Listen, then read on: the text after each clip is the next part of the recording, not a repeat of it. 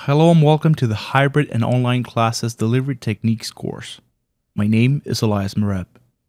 And my name is Charles Pluto. In this module, we'll discuss how you can prepare for a successful hybrid delivery.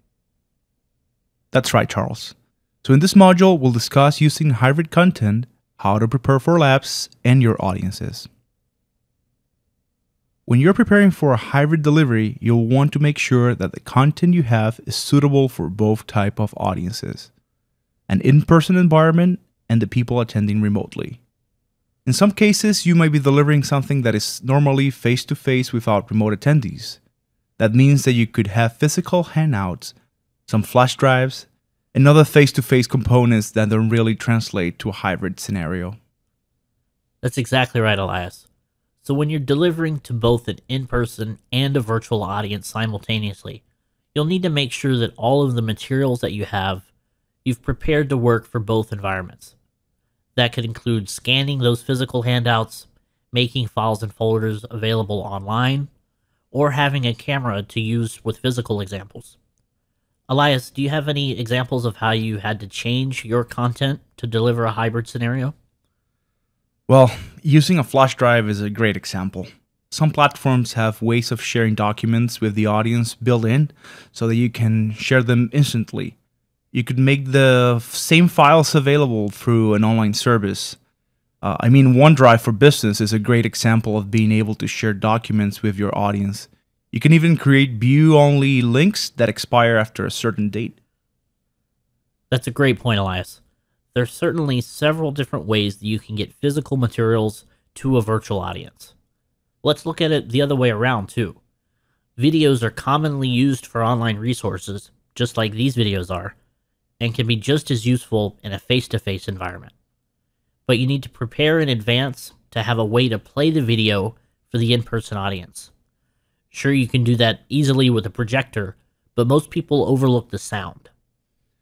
That's very true, especially for large audiences. If you're playing the video on a projector, but the audio is coming from your laptop, or if you're using small speakers, it never fails that you're going to get a negative comment in your reviews from the people in the back. Unfortunately, not all rooms are conditioned with a PA or decent-sized speakers. So now that we've looked at the content, let's talk about how any labs need to change for a hybrid scenario. A lot of times, the labs are hosted by a remote lab provider. This provides the most consistent experience because each attendee will connect directly to that lab environment, and you don't have to worry about the facility connection or your own connection for hosting the labs.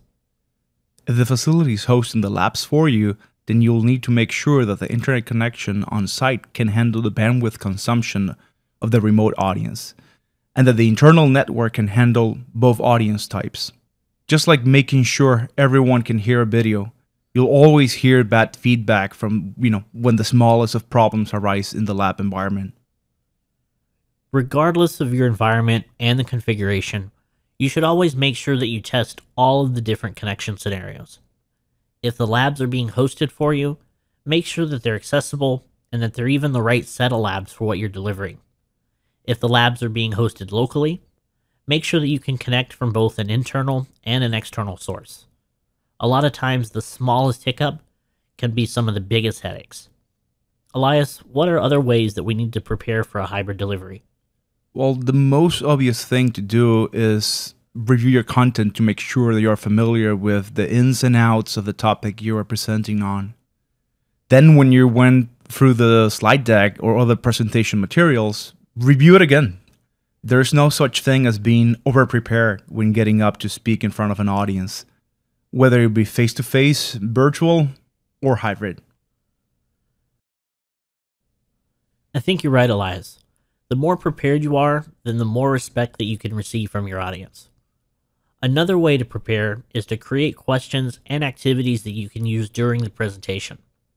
This can be questions at the beginning of a discussion to help you gauge how much the audience might already know on a topic, or the questions could come at the end of the discussion as a method of recap or testing something that you covered to make sure it sticks with your audience.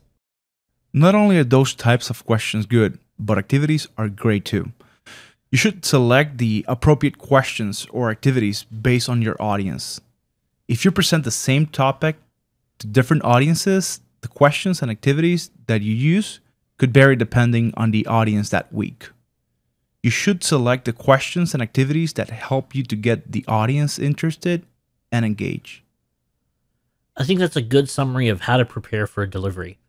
Thanks for watching this video, and we hope that you enjoy the other videos in this course.